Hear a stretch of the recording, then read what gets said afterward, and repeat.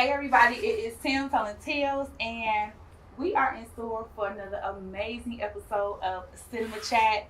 On today's episode, we have none other than actor and director Kaamel Hausan. Y'all know him as Deizel, so you guys stay tuned.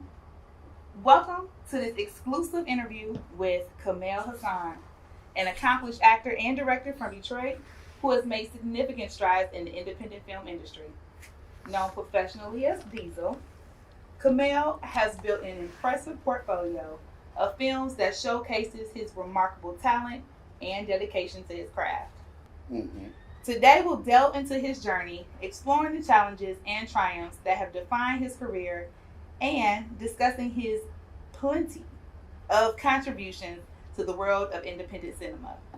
Join us as we get an inside look at the life and work of this dynamic and inspiring artist.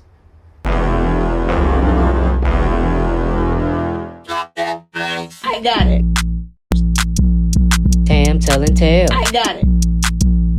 Tam Telling Tales. I got it. Tam Telling Tales. I got it. Tongue twister. Say it real fast one time. Tam Tam Tam Tam Tam Tam Tam Tam Tam Tam Tam Tam Tam. So everybody, welcome to the show. Give a virtual round of applause for Kaamel, y'all. Welcome to the show. Clap your hands, goddammit. Welcome. Thank you for having me. Absolutely. So our show always starts off getting to know our guest. And we start off with a game of preferences. Okay? Okay. So I'm going to just ask you one or Starting the other. off with the games. We start off with the games. We're going to have some more later on. But we start off I could do it. every time. Okay. Okay, so you ready? Uh-huh. All right, here we go. You a Detroit boy. So west side or east side? I'm kind of a mutt. Wait, what? I'm a mutt. Yeah, I was raised on Explain. both. I was raised on both sides. Like my go to school home was 7 Mile in Wyoming, west side. Okay. And every weekend, all summer, I was on the east side, Jefferson, St. Clair, Jefferson, McClellan area, Meadowbrook, Belvedere, over that way. So much. Yeah, I'm a mutt for sure. I know. And after a little while, my mom, we moved to Spring Garden in Chalmers. So yeah, I'm a mutt. Gotcha. Okay. So, L. George's or Nikki D's? It depends on which one you live closer to. To be honest, I say Nikki D's. Nikki D's. Okay, I feel it. Even though the Nikki D's I went to the most, it's not technically not in Detroit, but still 8 Mile and Mile. Okay, all right, there we go. We've been in that line 4 o'clock in the morning so many nights. Listen, I'll be in the line watching Tubi movies. Yeah. Okay. Used to. I go right on my phone in that line because you know you're going to be there a minute. Yeah, You know for what I'm sure. saying? For So, sure. Whether you call ahead or not, yeah. so you're going to be there, Yeah. especially at 4 in the morning. Shane Park or Aretha Franklin Amphitheater? Which one you calling it? I know, man. It's all respect to the queen, but it's hard. I can't get Shane Park out my head. I can't either. It's, respect to the queen. It's like, it's one of those things. I do it. The people that live on Mac, don't really say Martin Luther King. They say Mac. You know what I mean? Even though Shane Park. It is. I get it. An iPhone or an Android? See, here's the thing. Uh-oh. Okay. The Android is a much more convenient phone with a better camera. I think so too. I got one of each. So, the easier phone to use is the Android. Apple is just really kind of like got everybody hooked on the gimmick and everybody, get on the bandwagon and ride that motherfucker. But, they come up with these new phones and it's like, really what the fuck is this phone doing different from the last one I had. You know what I'm saying? I agree with you wholeheartedly. I'm one of those people that can think for myself. So I got so many people with now the one thing about Apple is the iMessages.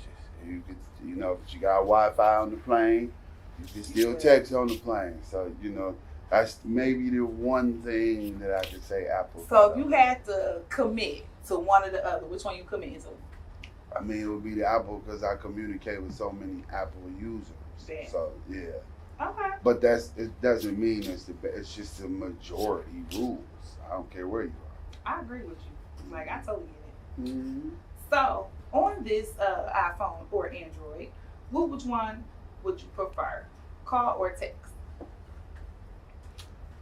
Now that Apple finally got the fucking swoop text and it don't matter. Yeah, it don't matter. Yeah. Text. I mean, if you got something to say, don't send no long ass message because I'm probably not gonna read it all. Okay. I need you to call and say that. Like, what about a voice message? You like a voice message? No. You don't like them either? No, because if I it's like more voice than 15, 20 seconds, then call me. Okay. Well, call them. Yeah, that's too much. Yeah. Okay. Come on, I got to sit here because I'm 9 times out of 10 I'm doing something. So now I got to stop and listen. No, just call me because I'm gonna stop the recording. Yeah. That's fair. Okay. Mm-hmm. Do you want to be a driver or passenger? Depends on where we're going. Long drive. Me. Okay. Unless it's my brother's driving. My little brother and my older brother, and my father. Like we highway. So it's got to be a man driving. Yeah, we highway animals. Yeah. Okay. I mean, Don't trust us women. It ain't about trust. I mean, I feel like if we doing a highway drive, like women don't really like to drive. Like whether it's city driving or highway drive, I need you to take a couple hours for me to get some sleep. Then hold me down. I probably ain't gonna be able to sleep. But still, don't trust us. Like I said. Nah, it's a safety thing. Like I'm the man. I'm supposed to make sure we get there safe. Okay, so driver it is. Mm-hmm. Bernie Mac or Steve Harvey? Bernie Mac. 10 times, 11 times over. Sweet or sour? Sweet. Okay. I like sour stuff though. Mm-hmm. Okay. 5 Heartbeats or The Temptations? 5 Heartbeats. I know that's not a popular opinion, but yeah. Over here it is. Oh, okay. There it is. Hold on, look up there. Nah, I peeped when I walked in. Yeah, okay. I peeped it. Yeah. Okay. Mexico or Jamaica? Mexico. A sunrise or a sunset? Depending on what's happening. Oh gosh, I don't even think I want to inquire. I mean. But I will. I mean, cause I would say the sunrise. Sunrise. Yeah, because the sunset is the sunset is when the fun gets started. Oh, okay. What if kind you of can fun? make it to see the sunrise, I mean, it's been a hell of a night. So right, yeah, sunrise it is. Okay. A BMW or a Mercedes? Mercedes. Okay. BMWs are bullshit cars. I like a little BMW. I mean, they sweet I fuck. like a Mercedes too when you play. Yeah, that's just the get me cream. from point A to point B. That's the cream of the crop of all cars. Mercedes. Yeah. Okay. Stephanie Mills or Shaka Khan? What are we talking about? Singing or just songs or singing voice?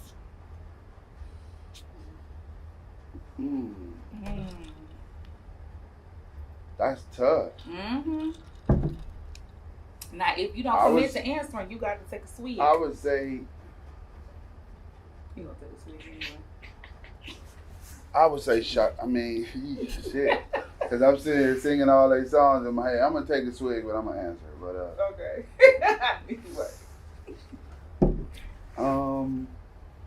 I'd say Shaka Khan. Shaka Khan. Okay. Because she made like more of a range of different kind of songs. Okay. You about to make me go play I Feel For You when I get in the car. You about to have a whole it's gonna be like a post Tam Telling Tales playlist. That's what it's gonna be. There you go. I feel like I'm producers. Write that down. Yeah. I feel like I like that. Yeah. Aretha Franklin or Anita Baker? You gonna take a swig? No, I'm not gonna take a swig. Like, what are we talking about? Like, Singing voice. No, we talking about songs. We talking about songs. Yeah, because it's like two different things. Yeah, we talking about Anita's songs. like the greatest baritone ever. Baritone female ever. I think Anita's her attitude and her track record in public kind of diminished the great fucking talent she was. Yeah, like in public, like I've encountered her in public once as a kid, once as an adult.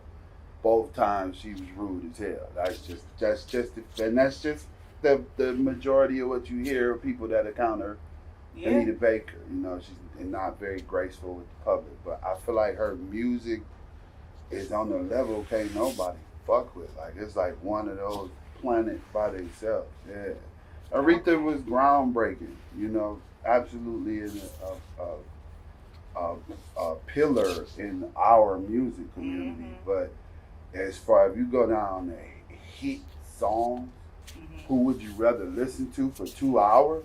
Yeah. It's Anita Baker, hands down. Hands down. Yeah. Get to clean this house with Anita. Boy. Yeah, you clean the house, get on the highway, go to the park, whatever. You can spend Anita anywhere, barbecue, whatever you want to do. Okay, we're gonna stick with the music here. Boom. SWV or Escape? SWV. Alright. Yeah. Okay. It's not even close. You don't think so? No. See, I love them both. Yeah, I know. Don't get me wrong. I'm saying SWV was a whole nother level of singing and songwriting. Fair enough. And if you see the shows that they put on today, still not even close. I stayed at Shane Park. Man, I went to Shane Park one time last summer to see Jodeci, SWV, and Drew Hill. Yeah, I was there. I was so glad I went because they tore that shit up. Yeah, it was like the block party or something. That's exactly it was a whole party. Great too. show. It was phenomenal. Okay. Yeah. Well, speaking of, Jodeci or Boys to Men?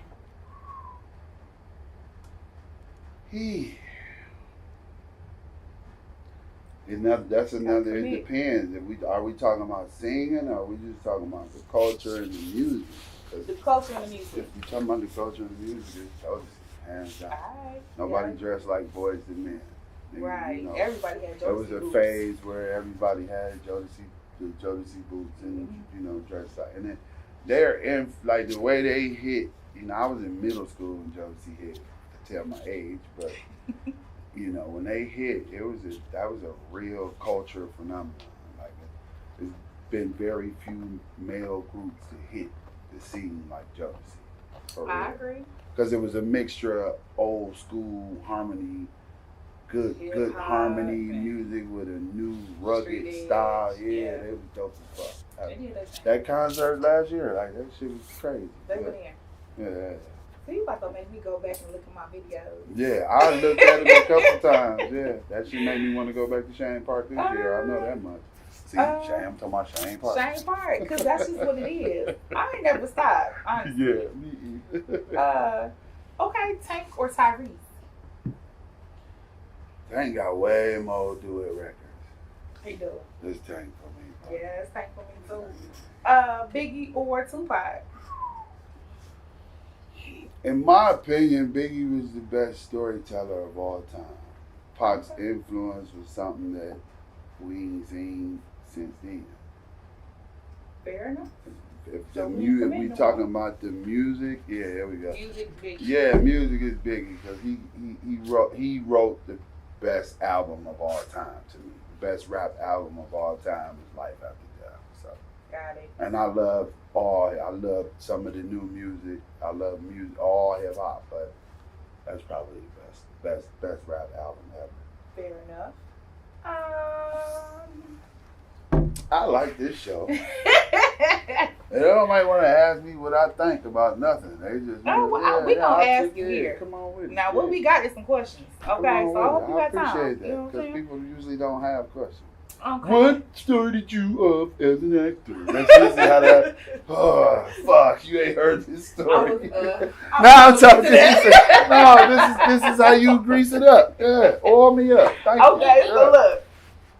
Okay, I got so many. Pause. And I wasn't even gonna say nothing. Please I heard say what you something. said. Pause. Yeah. I was gonna grab on. I mean, you know what I mean. We know what you mean. Have fun with that one, editor. Yeah, please. LeBron James or Kobe Bryant? Michael Jordan. Sir. You got two options. You ain't wait, why you leave Mike out? Because it ain't but two people you can choose from in this game. Man. Hell. What about both of them? You just saying or They're playing technique. That's LeBron. LeBron the best player overall basketball player ever. Okay. Mike the GOAT though, to clarify. Okay. A button down shirt or a polo? Neither. Why don't you just say that? I think I'm out of my polo era, man. I bought so many of those shirts and lost weight and had to give them all away. So I don't see myself buying any more polos in life. But when I film, I have to wear like button-up shirts. So Okay. button up, button down, whatever. Okay. We drawing towards the end. It's all good. We got a few more Yeah, here. come on. You can make up some. So, do you prefer playing a good guy or a bad guy? I prefer a good script. It doesn't really matter. I love what I do, so whatever I'm called upon to do, whatever my job is, it seems that I'm most effective and most popular as a bad guy, or like the plot, or the twist of the plot. So I don't really have, it doesn't really matter. I love filming. I love working with different actors and actresses, different directors, different people, being on different sets. I love what I do. So I don't really have so I guess I gotta take a shot. Yeah, there you go. Mm-hmm. Good guy, bad guy, You- whatever. you- As long as I can play somebody. As long as you got a role, huh? Okay. A good role. A good role. Mm-hmm.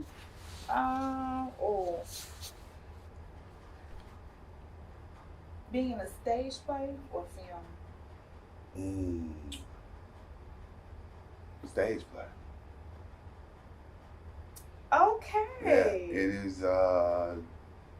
It's a lot more. I mean, I ain't gonna say it's more gratifying, but it's just a lot more work. It's like a real test of your skill and ability. Like, having to memorize the show, memorize all your cues, all of your points, and when the show is live, the show is live.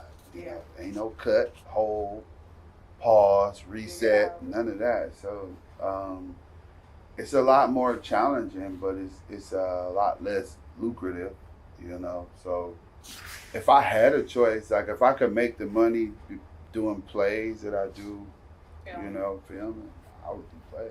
Yeah. Wow. Yeah, that's where I started. Right, So that's I where know, I that's actually so fell in love with acting. Having to keep up with a whole damn near 2-hour show, the pacing of it, the changing the clothes, the having to get all of that together and keep it all together for that time. It's exhausting, but it's so beautiful at the same time. Yeah, I love stage plays. Okay. Working behind or acting in front of the camera? Acting in front is easier. I mean, but again, I love what I do. I love being on set. I've fallen in love with the idea of stories coming from ideas in my head unfolding on camera. So I would choose but everything I'm behind the camera on, I'm in front of the camera on. So I haven't had a chance to just direct a movie You know what I'm saying? I when I did Three Keys, I played a small part, but again, I played a part. So it was for me, yeah. I the whole process of everything, to again seeing the idea unfold, from your head to the paper to the people to the camera to the screen. It's crazy. You taking this right there? It's crazy. No, I'll choose behind the scenes, but I've never done, I've never done behind the scenes strictly. I've had to act in everything. So. Take one Mm-hmm. That's not a punishment. I'll take a shot. Yeah. Right, it really is. Yeah, 5 o'clock somewhere. It really is. Okay, I only got 2 more. I don't care. Here we go. Fire away. Being Mo or being Boom? Whoa. I'm gonna take my shot. I'll take one with you. You ain't shit for that. You know what? I love them both, man. I knew you was gonna say that. No, the whole thing is the fans. I wanted you to commit to one. The fans love both of those guys, man. And they commit to one. I can't. Pick. I can't. I can't. Pick. They both made me equally who I am, Boom, I'm not going to. I'll take another shot. Okay, I'll take one. Yeah. Everybody had to take a shot to that because it's like, you pick one. Shit. Exactly. Yeah, you pick one. Yeah, exactly. This is not about me. Yeah, both of those dudes are something else. So yeah, and I said, man, I can't wait to see season 3 of both. Because both are taking on in season 3, both are taking on more shit. Like it's more shit going on with both of them. So yeah, that's a teaser for you. I ain't gonna say nothing else. No, I don't want to get sued. Okay, yeah, I ain't gonna let you get sued. Yeah, no, yeah. But I don't want a little piece of tea. No, yeah, I don't got none. But yeah, both characters just like are kind of twisting into a new space for both series. So I've been filming both. Okay. So it's like I'm excited for all of it because the fans are excited. It's like it's not 2 different demographics, but it is. The OGs, they love both, but they really love McGraw. I'll get approached by somebody 60, 70 years old, like, man, McGraw. And then it's, I'll get approached by somebody in their 20s talking about McGraw. And then, and the Dirty D is just a shooting star. So it's like, it's honestly a blessing to be a part of both. That's why it's hard to choose because they both have been, foundation, groundbreaking roles for my career. And, I'm doing so many other roles and shit just coming out here. Black Men Don't Cheat. That was literally my first lead role aside from the shit that I wrote for myself. And it's so crazy to think that, right? Because we have seen you in so many things, and I think even in your supporting roles, they're always so profound that we just remember you and don't even recognize that you're not a main character. Yeah, and we just look forward to seeing you. Yeah, it's something that I noticed like halfway through the mission. But it wasn't really a bitter thing once I thought about it. I know that I came up in a structure where these production companies had their leading men. Dennis had Lee, Moolah had Murder, and Beezy and them had Tristan. So, and all them my homies, you know what I'm saying? So it's never about, get me a lead role. It's about the team putting the shit together and making a good movie, So I grew up in sports, and in sports you understand first that you play your role, to know what your job is, whether you the man or the 3rd, 4th, 5th, 6th, 7th man. If you get a chance to contribute to the action, do your fucking job, and we can win. So again, it's something that was just like, damn, like, okay, I thought about it after a while, and I was like, well, I guess it ain't, it's not so bad. You know what I'm saying? I'm still doing my thing on camera. It's not really that important. But after a while, I was kind of like, wait a goddamn minute. Okay. All right. I get it. So, when Johnny, shout out to Johnny from HWIC down in Cleveland, when we got down to the set, and I said, this is my first leading role aside from what I wrote for myself. And he was like, what? Really? Are you sick? He was like, man, I'm honored. And so for the movie to do so good, it was just kind of like, that's what's up. Yeah, it made perfect sense. Let me tell you what has happened, right? We have just very organically transitioned away from preferences, right? And we just on into this conversation. We do this for a living. I told you. Yeah, so now we're about to go ahead and dive deep into some of the questions that we have, because while I do care about how you got into the industry, I know that's something that you standardly talk about in interviews, right? So, but I gotta get some of my questions out because I don't know that I know the answers to them. And the first one is, so where did the name Deizel come from?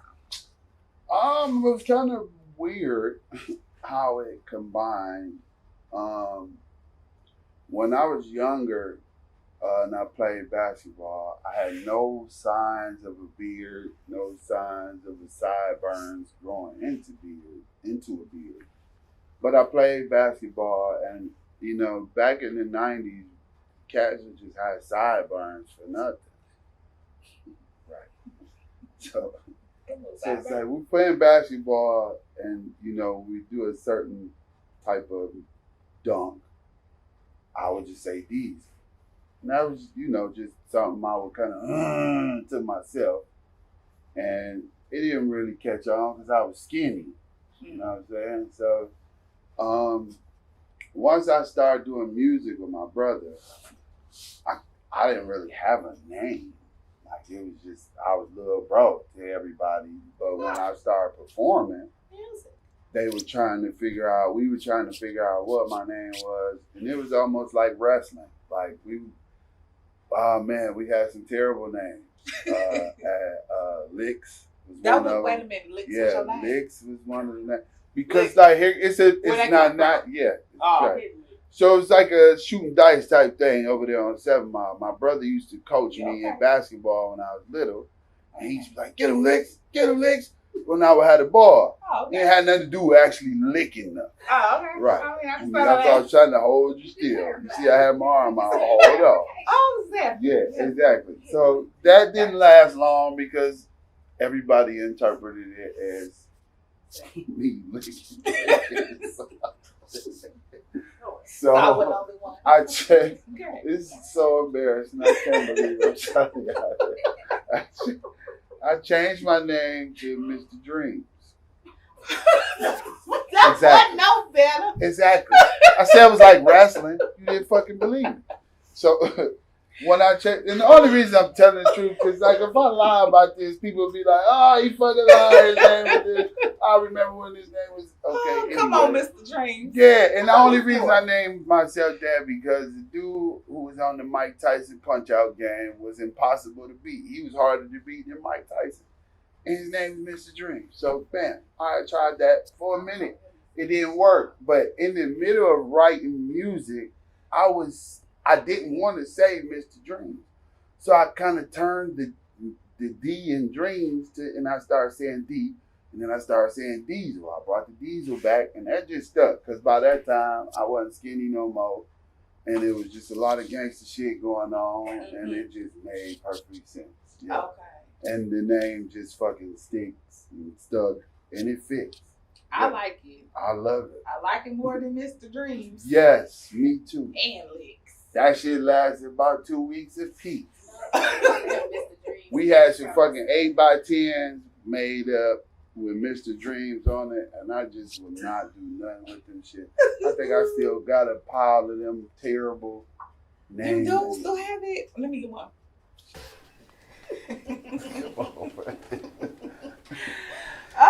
Okay, so you had told us now about all of these names, Jesus. and they came up from your music career. Mhm. Now, see, that's new to me. Okay. Yeah, you telling me something I didn't know. Come on, what kind of music? Was you singing or you was rapping? Or you was playing an instrument? My family is very musically inclined. You was singing? We can do it all. Yeah, we got a show on the 29th coming up. My older brother is Trick Trick. And my nephew, my sister's son's blood nephew, Aunt Beats. So I got crazy bloodline in the music industry. Yeah. So, you be singing or you be rapping? I mean, I could do it all. I could sing. Sing. I could hold a nut. Come on, bro. You know I'm Come not on. about to sing. Why? You was singing earlier. Different. You only have to be in the studio to sing. Okay. All right. That's fine. You might get lucky enough. I don't You know. know, like a little. We still got some time. It's You know all what I'm good. saying? Yeah, I might feel good enough to drop. You know what I'm saying? I like that. I like that. Just don't give me a quick no like that. Oh yes. Oh yes, it's fine. Get some more liquor. I better do the plan. Look at the party. Right. Okay. So, boom. So we know how we got to Deizel, but I like calling people by their names. So Kaamel is such a nice name. Yeah, but so many people get it wrong. That's what Diezel's a great. It helps. Yeah. Yeah, they say come on, don't they? I have a confession. I used to say that. I know. How you know? Cause You never heard me say that. I haven't, but I believe. But you ain't never heard me say the wrong name. I hope. Yeah. I'm not sure, but I don't recollect, so it's cool. Okay, so if I was to say your name wrong, would you like check me mean or check me like It depends nicely? on what. Like if I've known you for a little bit, I expect you to know my name is Kaamel. Yeah. Oh, okay. So And it's spelled with an M, an E, and an L. So where the fuck they get Kamal from is beyond me. Why? Is it the easy way out to say Kamal? possibly. It's not. Yeah. Male, male. It's like it's harder to say male than male. Okay. Yeah. All right. Uh, Okay, you right. I mean, I'm not disagreeing with you. Okay. So I feel like you don't ready for us to be out. Well, it's one okay. of those things, you know, where people Mess constantly. around and I'm gonna call you saying, Deizel. Just yeah, if Kaamel is too hard, you got Kaamel down I pat. do So got it. yeah, that's I'm fine. good. I'm That's just fine. trying to make sure that our watchers, when they see you, that they don't get cussed out. Yeah, cause no, it's a chance. It's a possibility. They don't get cussed out. I'm just gonna correct Check 'em. them. Yeah, I ain't gonna check them. I'm just correct. But you have a way of checking. You know what I'm saying? Yeah, if I'm like, hey man, my name Kaamel, bro. You know, like, Yeah. chill. Okay. M-E. I mean, but I know people don't take the time to fucking read either. So Huh. Well, shout out to me because, Tam Telling Tales is a literary advocate, and so if you see anything on my wall, you're gonna see something that say read a book, okay? I read. see you got the books all over. So and shameless the plug books to myself. spilled all the liquor. Yeah. Shout out to Okay. the books. Shout out to the books. We're gonna talk about books a little bit later too. We'll see what you be reading on and stuff. So listen, if you were not doing film, right, what would you be doing? I'll probably be in jail. Oh shit. I'm Yeah. glad you're doing film. Yeah, me too. Yeah. I was going to jail off and on for a nice little piece of time from like '07 to, I think I went to jail every year at least once from '07 to 2019. 2019 is the last time I was actually placed in the cuffs and taken into custody. So, yeah. So that was one of the things for me that, made me say, I had to figure out something else or I'm going to go to prison. You know what I'm saying? So it's like, it wasn't easy. I actually lost everything acting. You know what I'm saying? Literally everything, so I didn't want to keep going to jail, and the thing was, I kept going to jail for little stupid shit and not for what I should have went to jail for. So it's like I was just getting warnings, and I mean it was all county time, thank God. I never spent no time in the penitentiary, but I was approaching it. You know, so for me it was fun. I ain't had no backup plans. Like I gotta find something to do, and I didn't really find this. You know, somebody kind of pushed it on me. You know, like Who pushed it? Chiquita. Her name's Chiquita Parker. Hey, we know Chiquita. We know Banana. Yeah, there you go. You know Banana. Yeah, we've been knowing each other for decades. We grew up in the same church. Her family and my family, like we all one big family. And a play when I was like 15. That's really like the only thing I did aside from goofing off on the camcorder with my best friend and little skits and stuff in church. So I really never tested a real acting ability until I did that play when I was 15, and I did good, but we really didn't have any avenues or platforms or anything for me to, I was an athlete then too, so, back then, that kind of stuff was like, man, what are you doing? Right. Like, Shout out to the church plays though. 'Cause yeah. They have set the tone for so many of the actors that we see. Yep, and my sister, she's an evangelist, and she wrote a play like in 2010, 2011, and Banana was a part of the play, and her family did plays, but she may have been too young to be involved in some of them. Her uncle James and her cousin Donnie Mark, they used to do plays in the community, and she may have been too young to be a part of them, but when she did the play with my sister, she got bit by the acting bug. So she kept going. She got into plays with Paul Johnson. Shout out to Paul. Shout out to Paul. She got into doing some stuff with Dennis, and she just kept going.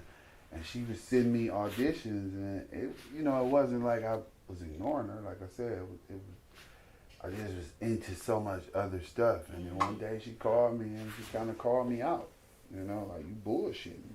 And I just thank God she was my sister enough for me to be like, okay, all right, I'll go to this audition. Because I literally been working ever since. Like, even if it was consistent stage plays I was involved in until Jazar saw me in the stage play and said, you got to stop this right now, or you're going to be stuck here. And I'm like, okay. And she like, come with me. I can't offer you Hollywood stuff, but I could offer you a level above what you're doing. And Jazar led me to Melissa. Rest in peace, Melissa. Man, Melissa was just like, yeah, she was the staple. Glue, man. Yeah, no. Man, she listen, was glue. if you know what you know, yeah, she's literally the one who helped build everything we standing on today. In this and city. her name should be praised because she was the one who ring the alarm, so to speak. When she saw me, I did a stage film with Shantae Delon, one of a kind. Jazar led me to Shantae, and she's so dope too. Yeah, absolutely. My sister's keeper was She was a mentor early on in my career, a great coach, inspiration, all of that. And we did a stage film, and Melissa saw me, and Melissa got me into a couple of plays after that. And then she called me one day. She said, Deizel, I'm just going to cut you loose. She said, I'm going to call everybody and tell them I got the best actor right here in the city. You wanted this. Like, she was, they all were kind of prophetic, prophetic in their declaration of what I would become.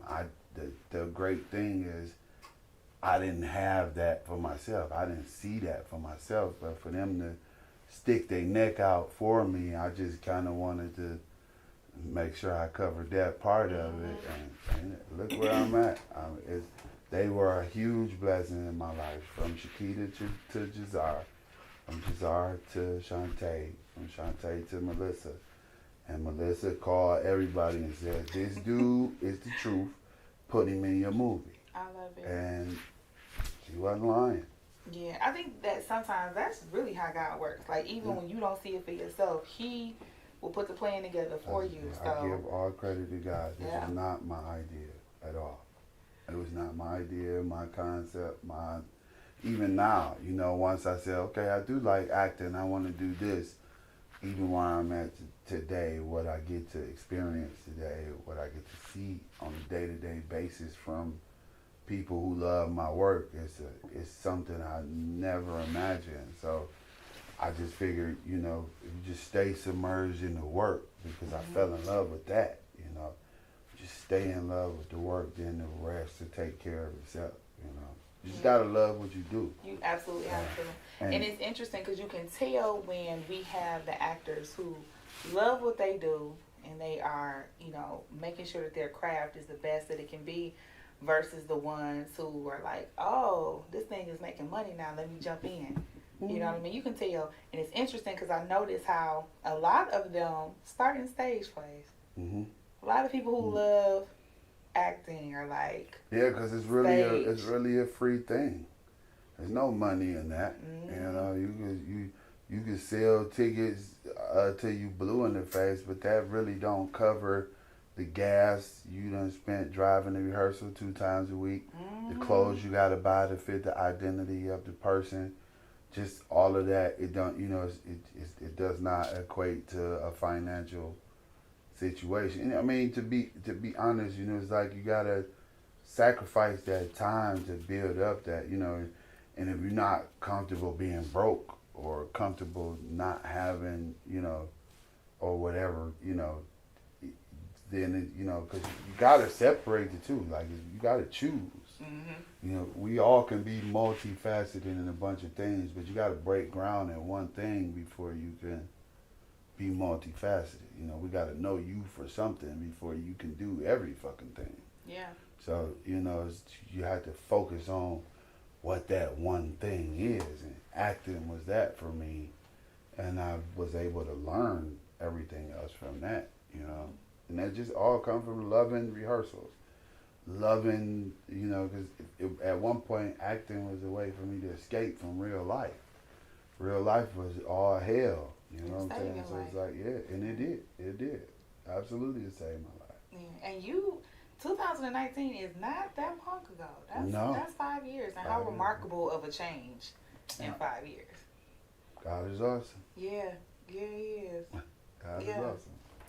So, we get to the acting, and of course, you do it so well, you've decided that you want to do other things. And those other things, of course, is directing. And so, you've been doing that. So, tell us a little bit about how you're enjoying being an director. I love it all, man. Like I said, it's the whole idea of being an entertainer is something I like. I started acting at the end of 2013. My first play was 2014, but I found out in 2015, like, my grandfather, my mother's father, had passed like decades before I was born. Like, so I didn't know anything about him other than, my mother's fantasies of her father. You know what I'm saying? So it's like, when you're a kid, you don't really know how to take that stuff in when somebody's saying, oh, my daddy did this and my daddy did that. And it's like, he's not here to explain it or show it himself. But in 2015, his brother, or my Uncle Junior, had a birthday party down in Quincy, Florida. And that was like the first year and change in my journey. And it was getting to a point to where it's like, I can't do this because I'm not making no money. I'm dedicating all this time, and I can't keep doing this. So, in 2015, that summer, we went down to Quincy, Florida, and I was able to learn so many things about my mother's father. He went to film school. He was in the film. He was actually cool with the Warner Brothers. You know what I'm saying? It was just a whole bunch of stuff that I didn't know. The letters he was writing back home, and he actually recorded a song for a movie. The movie was Genevieve. The title track for the movie was Genevieve. So this is something we all have been, the music and the movie is just like, shit, we in the right ballpark. It's just, I'm in the wrong place. My brother's in the music, and I was there with him, and I'm like, okay, this makes sense now. I wasn't in the wrong place because I actually got all of my professional training and my all of the game I got from the entertainment industry was in the music industry. You know, the game, you know, the game don't change. You know, the people are all the same in each entertainment realm. You know, it's all revolved around the same thing. So I was able to learn so many things in the music industry. So I actually wasn't in the wrong place. You know, just that's where I went to school. So when I crossed over to acting, I don't need any professional tips, pointers, teachers. You know, I know them all. I've been on tour with Ice Cube, Eminem, Snoop Dogg. You can't tell me nothing about being on time, professional, nothing. The business, the nothing. I know it all. And for a while, I didn't even know why I knew it all. And why I knew who I knew and how I knew who I knew. And now it's in 2015 when I found out everything about my grandfather, it just gave me something to go after, you know. And they say if you shoot for the moon, if you miss, you're still in the stars. Like you're still in the cosmic place. So we going for the moon like my grandfather was before his untimely death. And if we can make it past where he was, because we don't know what he meant, you know, to what he meant. You know, that shit was a long time ago. So it just gave me something to plant my feet in and just go. Yeah. And you gone. So acting, God is awesome. directing. Tell me about your first film that you directed. 3 Keys. Shout out to Nina Monroe. Yeah.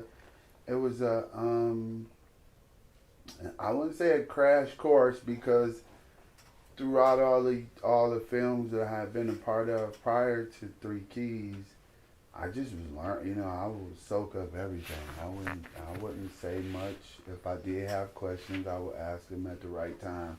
Shout out to Kaamel Smith, because on the set of Price of Love is where I really start. You know, like I done been on about 7 or 8 movie sets by this time, and it's like, okay, what's going on here? And I asked him. I said, you know, if I have a question, I'll ask you, is it a good time? If it was not a good time, just let me know and I'll ask you. And he was gracious enough to answer every question I had, you know. So that's kind of where it started. And when Mina was getting ready to do 3 Keys, you know, me and her, you know, I've known her for, you know, 20-some years. So we go back way before the film industry. So I knew about the idea and everything, but it was never an idea of me directing it because, for one, I hadn't directed anything, and Kaamel is who she wanted to direct it, you know, with her. And he was booked, and we talked about it, and you know, the conversation kept coming up, and I was offered the job, you know. And you know what? No, what it was, I said, I'd do it. And she was like, you will? And I'm like, yeah, I will. Like, are you kidding me? She's like, hell yeah, bet, this, that, and the other. So we, you know, and I called him, and he's like, you know, he was happy the opportunity came. And then the crazy part was his schedule freed up when it was, you know, around time to shoot. So I kind of figured, oh shit, like, she about to put him in, you know, and he told her, like, no, he got it. I got his back, you know, and he was AD on that set, and he didn't do the job for me. He didn't. At every moment, he was like, no, like, that's your job. This what you're supposed to do. You know, the times where I wasn't really on it, you know, he really stayed on me, you know, and it was one of those things where I was blessed to have, you know, somebody that I learned from be there to help me walk through my first time, you know, just to have those questions and those, you know, conversations when, you know, because on a film set, so many things could go wrong. You're dealing with so many personalities, so many people, and it's, you know, and at that moment, none of us were really professional like that, you know, so we were just going, you know, so it turned out to be a huge blessing for me because I learned so many things other than how to direct a film on that set. You know, just so many things to navigate through, and it just taught me what I needed to know for, you know, what I needed to learn. Man, you have throughout your career had so many people to come along and just kind of help with directing your path. God is These awesome, vessels, man. man. That's what I said. I can't. I mean, I'll take the credit because I did the work, you know. But at the same time, this wasn't my idea. It wasn't. This is all God's plan, and I just started working, and then the rest of the thing, the steps was ordered. I stepped back and let God do what He was doing, and not, you know, doing what I wanted to do. Because I was in an uncomfortable space for so long, and I wanted to quit so many times. So, you know, this is all God. Yeah, absolutely. So listen, remember I told you earlier that we were gonna play some more games. I'm with that. So we got another game coming up. You ready? My life is boring. That's it. No, to me it is. No, to me it is. I'm tired of talking about it. What? It's not boring. We are sitting here enthralled. Okay, by everything that you have to say. Okay. Nice. You like that Pee Wee Playhouse word of the day I used? Come on, enthralled. Look at that on the bottom of your screen. Enthralled. I don't Okay. know nothing about Pee Wee's Playhouse, bro. Listen. Yeah, it's We all definitely good. telling Move our on. age right now. Move on. We are telling our age Move right now. on. Back when Lawrence Fishburne was. You see what I'm saying? You see what I'm saying? If y'all don't know nothing about it, y'all gotta go hit YouTube. Y'all gotta Google it. You wondering where Lawrence Fishburne got his start? Go look up Pee Wee's Playhouse. Yeah. There you go. Okay. What was his name? Pete? What's Cowboy Bob? He was a cowboy. I don't remember his name. No, he wasn't a mailman. No, he was a cowboy. He wasn't for sure wasn't the mailman. He was a cowboy. He was a Okay, cowboy. well, y'all Google got it. homework. Y'all go look that up, okay?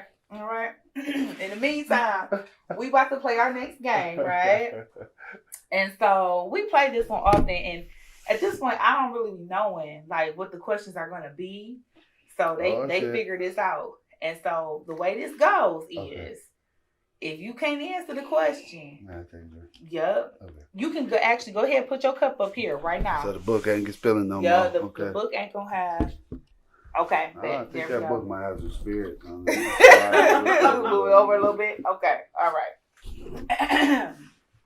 This is our first question from the game. It's up there, y'all. This is a Detroit game. So shout out to them. Okay, here we go. Nice, it's up there. Name 3 Stevie Wonder songs or drink. My Sherry Moore. Why can't I think enough? And you got 10 seconds at that.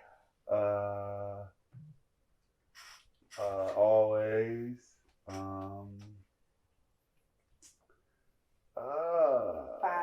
Superstitious. Okay, boom. There you go. 3.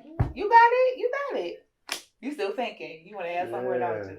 Highest Mountain. Yeah, I'm getting in there. Okay, listen. Lawrence Fishburne was Cowboy Curtis. Cowboy Curtis. Okay, so back to that Pee Wee's Playhouse. Cowboy Bob. Cowboy Curtis. That's That Lawrence was Fishburne. wrestling. Okay, it's a little known fact. Okay, so back to your game. Name 4 groups to come out of Motown in 30 seconds. Temptations, Supremes, Spinners, Four Tops. Boom. They go your 4. Okay, Martha Reeves and the Vandellas. so basically we should have made some harder questions. Yeah. He knows. Or listen, he like, I'm very Detroit. Music questions though. It's the music. It's fair. Yeah, my mom used to perform a lot of those folks. So yeah, that's how I met Anita Baker the first time. She was doing background for George Clinton at Shane Park. Hey, Shane Park. Yeah, Well, my mom it was was a still jazz and blues singer. Yeah. That's what's up. Mhm. Okay. I met all 5 of the original Temptations and Dennis Edwards before they passed. That's Yeah. nice. I love me some Temptation. Yeah. Okay. And my older cousin, she loved her some Dennis Edwards, boy. Mm-hmm. She loved her That was some my David mama's Rush too. boyfriend. What? Hold on, your mom used to date Dennis Edwards? Mm-hmm. So that he used to like come up and give you like little dollars and stuff like that. He used to come over there. He used to give you some money. He used to be in the limo. I don't ever remember getting no money from that motherfucker. But I'm sorry. Rest in peace. He should have gave you some money. Cause how old were you? He gave it to his mom. 9, 10. He should have gave 8, 9, 10 years old. He should have gave you $1 or two. I mean, they was fly, man. He was taking care of my mom was happy. So oh, okay. Well, then there it is. Yeah, there it is. They okay. They was doing big things. Okay. Fair enough. Fair enough. I was trying to get you a couple little dollars in there, but it's cool. Mama got it. Good. She got you. Yeah, it trickled down. That's what's up. Okay, so name 4 streets in the city that start with the letter T. With T? Yep. 4 streets that start with the letter T. Tireman. Ooh, shit. Hold on, let me get to the west side. It's Tireman. Calm down for him, y'all, because he ain't going to be here all day trying to figure it out. He going to take a drink in a minute. Well, I can't think. Tireman, Teller. Teller is off of fucking Tireman. Got 2 more. Tracy. Okay. 5. 4. Tireman, Teller, Tracy. 3. The street you took here. The street you took 2. The street you took here. Shit. 1. Well, it's a wrap. He didn't say Telegraph, so. Telegraph ain't Detroit. Yes, it is. Okay. Oh, no worries. Go ahead and take a drink. I'll take one with you. It's fine. Boom. There we go. Okay. That's crazy. You can't think of I'm just now they all running through my head. Thornton. Yeah. Say, oh, it's unfortunate. Oh well. Okay, next. Name the top 4 sports teams in the city of Detroit. Man, get that card out of here. You want me to go to the next one? I can go. The Lions, Tigers, Pistons, Red Wings. Okay, all right. Don't act like you picked that card up. Come on, don't you know listen. Come on, y'all know that. Listen, let me tell you, we have asked that question before. Not be able to get all 4. Boo you. Who was it? I'm not telling you. No, please I'm tell not me. going to tell you. I'm sure we got a good relationship. Who was it? I'm so sorry to do this. No, I'm the bridge. Everybody loves Deizel. So, Mark Hunter. Name the top 4 sports teams in the city of Detroit. Top 4. Lions, in 10 seconds. Lions, Red Wings, Pistons. 4. Red Wings, the Lions, the Pistons. 4. Who else? We got another team here. That's I said the Lions, didn't I? Oh, the Tigers. Damn. It's a clip going around. He didn't know the Pistons. He have Lions. like just forgot like maybe like one of them or something like that. Which one? I Red was- Wings? Tigers. The Tigers. Oh, you don't remember? Oh yes, I was trying to give him a clue. Yeah, Oh. we'll have to share the clip with you. We'll share the clip with you. Okay. All right. Oh wow, Mr. Hunter. Okay. So next question. He did. He recasted me in one of his plays, so I'm glad he. No, I'm just sorry. No, he did. He did. Which play? I don't remember. Oh shoot. Okay. It was a long time ago. It's when I was doing jazz plays. Oh, okay. Name 3 mayors of the city. Gomian, Dennis Archer, Mike Bitch Ass Dugan. Okay, well that's 3. All right, we down to 2 more questions. Okay. Whew. I'm going home. My bad. Oh gosh. Okay. Name 5. Nah, this is too similar to the one we had. Come on, what is it? Go ahead. No, it's okay. You gotta get another card, bro. You're not gonna cheat me in my card. Okay. All right. We will find you 2 more cards. Okay. All right. All right. What is the actual speed limit on the Lodge Freeway? 55. How do you know that? Do you actually drive 55 on the line? Nobody drive 55 on You the said line. the actual speed limit. You You didn't say what speed limit do everybody do. You said that's so quick. I get why it's not 70 because it's 2.5 lanes most of the way. You just think that nobody knows that because nobody does 55. Yeah, absolutely never does 55 on the lot. Yeah, we on the lodge with it doing 70. I don't like this one either. Can we get like 2 more different ones? I'm gonna see what middle name he gonna get this one. Okay. Let's see. Give me one more too, okay? I'm gonna ask. Give me one more, cause I don't like this one either. I know. I wanna know what middle name he gonna give me. Okay, and then I'm gonna do one more. It's not for you to like the question. That's a Detroit game, huh? Okay, that's dope. Yeah, okay. I might have to get one of those. We gonna do one What's more. up there? Okay. She picking. Jeez, them cars that bad. I mean, most of them like do this or drink. Do this or drink. Well, I mean, we can do doing? some action. Let's see if he down. Reciting words to songs or some shit like that. I mean, maybe. Like if you dated a girl from the east side, who made? Well, he gonna know that. Well, don't say it. Don't tell him about her. Don't say it. Don't say it. Shout out to the East Side women. Which one you prefer to date? I'm a too. It's if I had to honestly, If you was I had to dating. pick East Side, honestly. What? Yeah. What is it about the East Side girls that you prefer? It's a mix of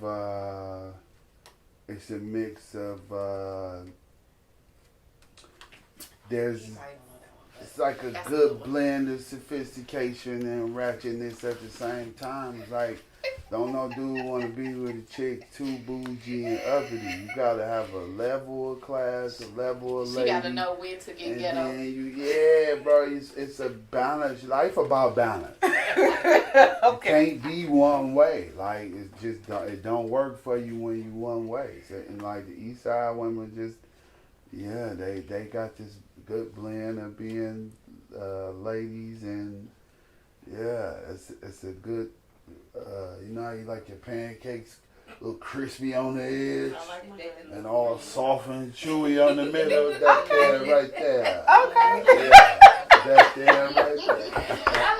Shout out, no, don't get me wrong. Like West Side got some great women and that got good balance. It's just Okay. it's a little bougie situation. And I grew up on the West Side, so I grew up in love with West Side girls and East Side girls. So That's fair. I like it. yeah. I like it. Stay true to us. Mm-hmm. We appreciate that. All beautiful black women. Listen, we slicing hairs, but Okay. yeah. Fair enough. All right. We got 3 more for you. We came up with some more. No, Okay. I'm not mad at it. All That's right. what I'm here for. Who is the current governor of Michigan? Gretchen Whitmer. Okay, bet.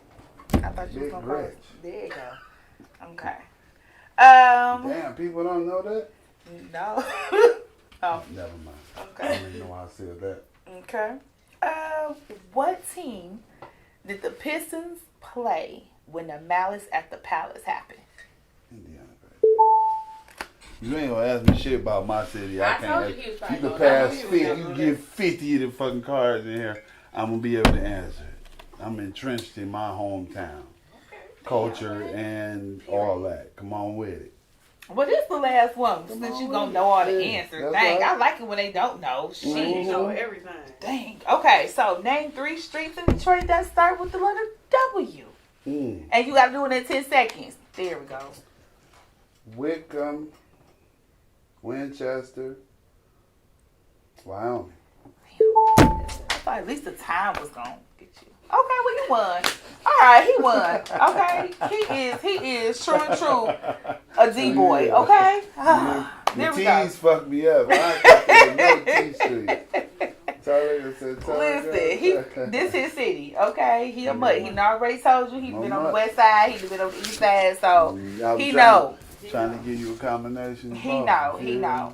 So we had us a little bit more fun, and so we're gonna go ahead and just cruise on through the latter part of this interview, right? Mm-hmm. And we're gonna talk a little bit more about some films. And so there are a few of them in particular because it's so many that we can't just talk about each and every one of them because we'll be here all night, right? So I just picked, a few of my favorites from you. And then by all means, just jump in and throw one in there if you like. But I really need y'all to know a little bit something about this one. Okay. So the first one, right? Mm-hmm. And the reason that I love this film so much that you were in is because it was the first time I saw you not as a Mo, not as a Boom, right? And it was in Dear Future Wifey. Dear Future Husband. Dear Future Husband. Yeah. So, that's one of my faves. That's one of my favorite sets to be on, too. Really? Yeah.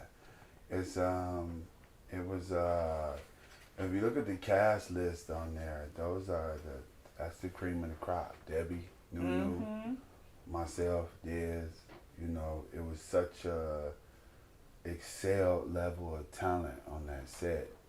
And the energy and just the positivity, just the whole idea, like everyone there is in love with what they do. Yeah. So it was one of those teachers for me to make sure that every set that I prepare for myself is something similar to this, where the people see the talent. It's like put the All-Star game, the NBA, or or the Olympics. It's like, okay, this guy's here, and these all are great players around me. I gotta hold my own while I'm here and come with my best. So, the spirit of competition is good if it's the right person that can,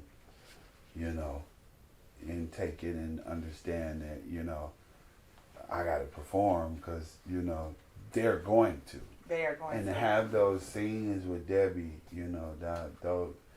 Debbie is a master at what she does, Deborah Lane Spencer. And it was just, I learned so much from working with her. And, it was a wonderful set. It was. Oh, yeah, that was definitely refreshing to see, because I was like, oh. Shout out to Naomi for that. Yes, yeah. She is such a sweetheart. And like you said, everybody on that film are just, the top tier in the game. Yeah, stellar acting. Yeah. Yep, they are. They are. Okay, and then the next film that I want to talk about, which is really important because it was the first one from Deizel Films, I believe, right? Deizel Films, yes. Undying Love. It was. Yeah. So tell us about the development of your film company first and deciding on that particular It came in stages. I was making up in my mind, like, prior to filming These Men for Everybody. It was just brewing up in me that I wanted to do something for myself. And that set was a teacher in so many ways. And I appreciate Lisa Brown for that set, for having me on that set, because that was the spark for me. Like, just the whole blueprint of how she did the movie, typecast, pimping out locations. It was just like, okay. And I would ask her questions, and she would, give me the game. And right there, it was like, okay, I'm about to do this, but I need to find the money. Mm-hmm. And I went on a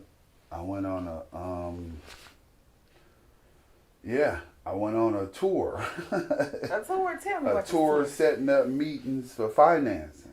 I'm always curious about this. Everybody who I knew who had money, that was getting money, nobody wanted to get involved. Nobody wanted to help. So it was like I'm just hitting my head on the wall, and then one day I got a DM from one of my friends from school. And he's like, bro, I want to get in this movie shit. I'm like, okay. I didn't think about him, but whatever. We met, and we didn't even have an idea for the movie because I wanted it to be an organic situation. I didn't want to take the idea to to somebody who had the money and it wasn't what they believed in. So we met up same day. He sent the DM. We sat down and talked. And the crazy shit is because I know him from school, and back when we was in school, Nas was the man. So that's where the idea to do a Nas song movie came from. You know, just me doing a film with somebody from school, and all we did was we listened to Nas back then. So it was like Undying Love was his most vivid record. Like Nas and Biggie was like the few artists, few MCs that can make you see the record that they rapping. Mm-hmm. And if you listen to the record Undying Love, he provided me with the end of the movie, where a man is in Vegas, he gambling, he turning down women, and he buy a ring, and he come home to propose to his lady, and she in the bed with somebody else. So it was the end of the movie, gave the end of the song gave me the end of the movie. So I kind of just built the story around the end of the movie, just inspired by hip hop, because that song, if you listen, I don't know if y'all know the song, if you listen to it, you can see everything he's saying. Mm. So even before I had the idea that I would be a filmmaker, I saw the movie from his point of view in the song. So, and the idea to do the movie about a Nas song only came up because that's what me and him both could relate to. Funny thing was, he ended up bailing on the project, and he brought somebody on who was ready to roll. So shout out to Ed Carter. So all right, shout out to Ed Carter, cause Undying Love was dope. Yep, shout out to Ed Carter. He was brought into a situation that he wasn't familiar with, but he stayed in it. He stayed on it, stayed true to it, and yeah. Okay. Got Undying Love. Yeah. All right, and so we've got the last one that I want to talk about. This one is actually not out yet, but it is. It's on coming. TV. No. The next one. Oh, White Lie. Right, because Undying Love. Master Dragon. Now we're not about to skip the karate movie. Now. You know what? We can't skip Master Dragon. We can't skip Master Dragon. Come on, Earl. Yeah. Come on, Earl. You know what? She said, "Come on, Earl." Listen, okay. Baby, I don't know what I thought I was about to do, right? I was probably about to let him, go on here, because, this band, he probably had it somewhere else to be right, so I was going to scurry on. But no, let me tell you what we're about to do. We about to talk about Master Dragon, okay? Because I was cracking up. Master Dragon was yet another film where we got to see you in a different light, right? And with this particular film, so I had a chance to actually do the red carpet for the sneak peek and everything. Shout out to and had a ball. We were laughing hysterically at this film, y'all.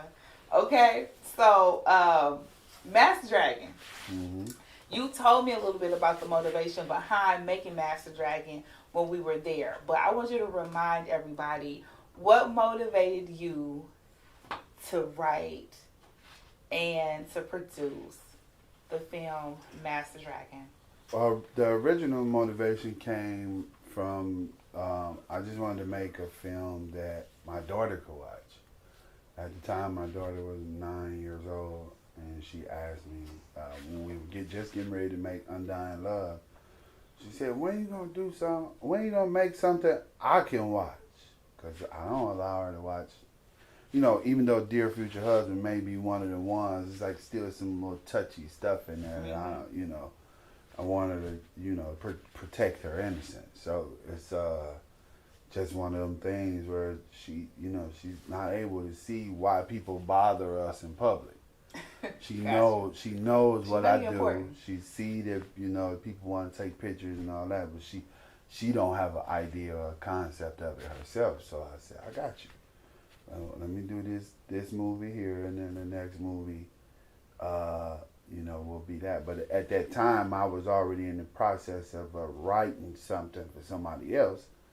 And I completed that. I did pre-production. We casted it. We had locations booked, everything.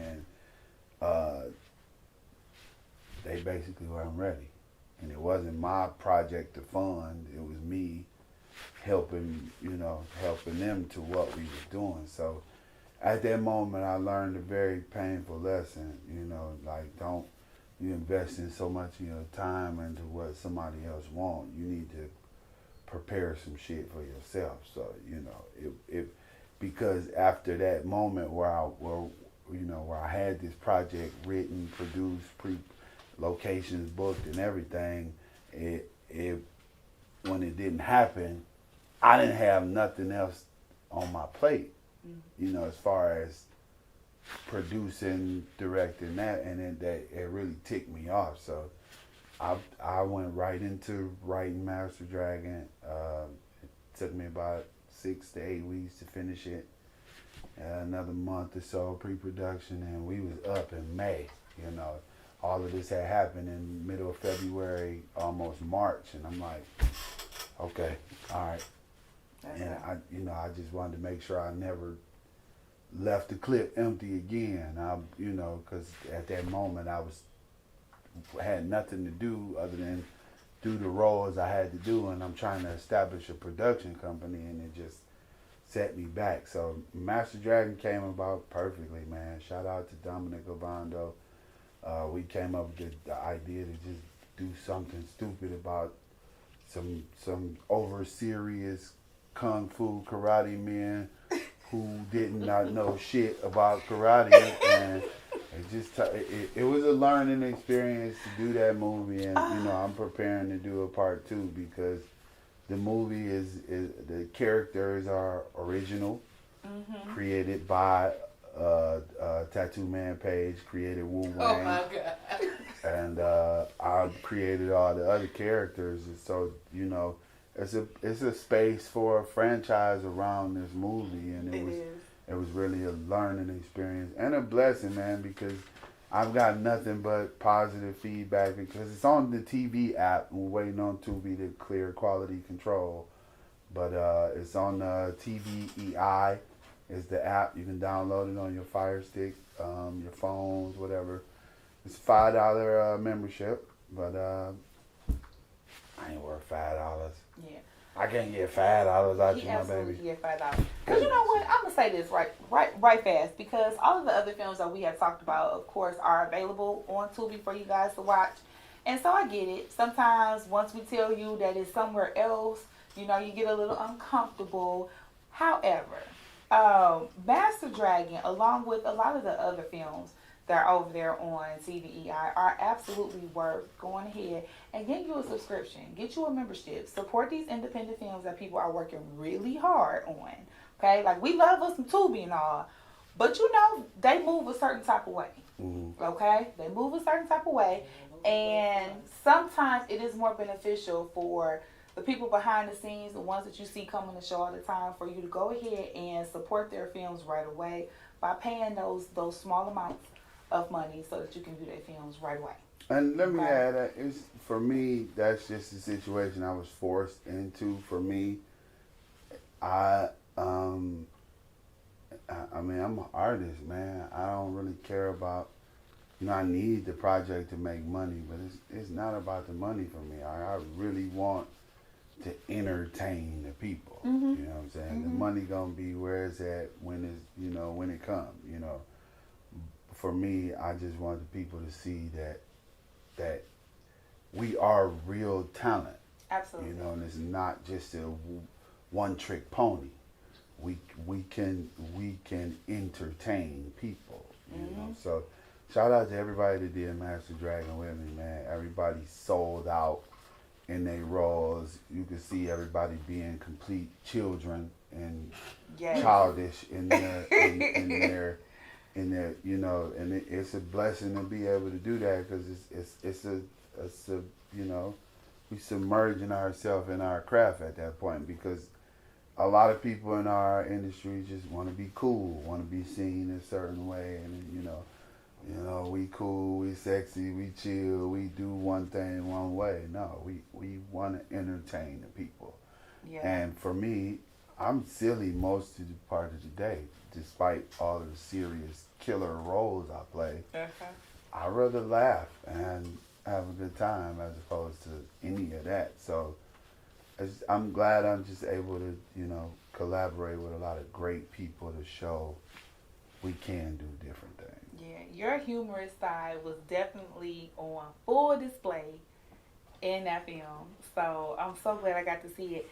And then for you all who are about to head to TVEI and watch this film, I'm going to need for y'all to be on the lookout for that ponytail. Yeah. Okay? So I was like, it might be on the left, it might be on the right. It kept moving. It might be on the left. look for the ponytail. It might be on the right, but it's on there. Okay? That ponytail's on his Oh my head. God, that was hilarious. Okay? Shout out to Dez and the hair girls. Oh. Because you can't do nothing about the glue and the thing. Like his hair, we sweating. It's the middle of the summer. And they keep trying to make this glue stick to his head. And It was hilarious. It was Man, hilarious. our hair team did so great, man. We like that was just a different bag from Wu Wang with his wig to Earl with his beard and his braid with his. I had to put a whole lace situation on. Listen, I tip my hat to the ladies. I don't know how y'all do that shit. I don't know how. See, this is exactly why men should just always like give us money to get our hair and nails done. Yeah, like, I just agree give with it to that. us I because we work agree so with hard to look because beautiful. that shit is some bullshit. Yeah. No lie. Okay. So No lie. They got the glue on my head. They got the band on there to make sure it stick. It's, it's not safety pins. What the fuck you call them? Bobby pins. Stick it in my head. Yeah. So it'll stay on the. Oh man, that Earl wig. Shout out to Misha. Shout out to Beauty Mob, Brima. Yep, they did their thing with their hair. Just give us the money. Yeah. Whatever please. we ask for, just give it to us. We say we getting our hair done, just okay. It's a whole construction process. There it is. Cement. There it is. Bulldozing. Stop it. Stop it. Don't be all that now. Just give us the money. That's all I'm saying. Okay. Louise. Okay, so now we are stumbling upon. Stumbling. Are we stumbling? Yes, because I had a lot to drink. Oh, I'm in full good stride while you stumbling. You see me stumbling like a little bit? You got it. You got it, Claire. Come on. Boom, I got this. Come on, okay. Claire. Come on. We are approaching our upcoming project conversation, right? Because we want to know about what's coming from Deizel. Nice. So, White Lies is a project that's coming out. That'll be on TV at the end of the month. It will be on TV at the end of June. We just have not selected a release date yet because we still have some post-production things to take care of. But the premiere for White Lies will be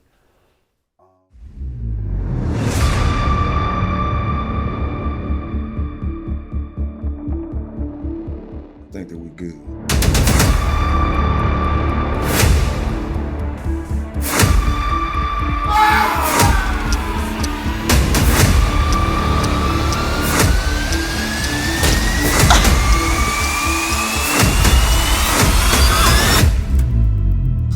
Please, no. Shut the fuck up.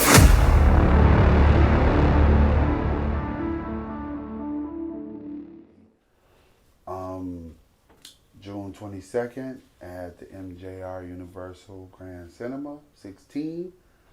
And it's a different pace for me. It's more of a thriller movie. It's it's a very sexy movie. Starring Troy Jackson. Shout out to Big Mama Slime. Misha Bivens, Big Mama Lena, she's in it. Lee Master, Spradlin, and Robert Q. Jackson, and myself. So it's a very tight cast as far as the main roles are concerned. China's in it. Carmen, not Carmen Martinez. I'm sorry. Michelle Cat. Martinez. Catherine Martinez is the executive producer of the film. So Okay.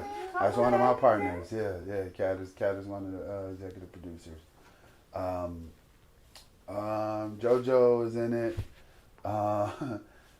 Keela Love. Yeah, a lot of new up and coming talent is in it. Surrounded by we put the core of the cast, and Troy Jackson is a new talent, but she's a star. She did her thing in this movie, and it's about a bunch of grown people telling little white lies that kind of get them in trouble. Sometimes when you omit something, that omission, is technically a little white. If you don't tell the real whole truth, it's kind of a little white lie. So that's the movie about. Is about a little omission that turns into a big deal. To say the least. I don't want to tell too much, but yeah, it was the first of many projects that I had because I don't really have a lot of time to write, but I enjoy writing. So some of my projects, I'll finish out the screenplays. I got a screenplay, Mimi. It's a comedy about a grown man with an imaginary friend.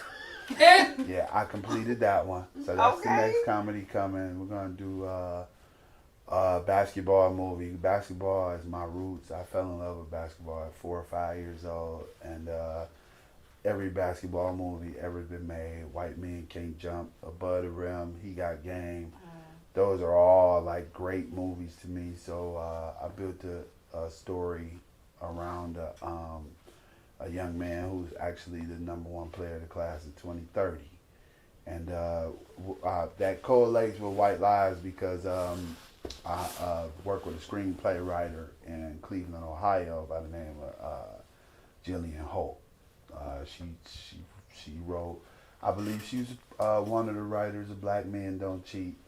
She's done a lot of screenplay writing, but I fell in love with her work when I directed a movie last May called The Catalyst. It'll be out soon, but she's a phenomenal writer, and I just wanted to be able to trust somebody with a storyline, and they will be able to give me what I need as far as what I need on the screenplay. And she's been phenomenal.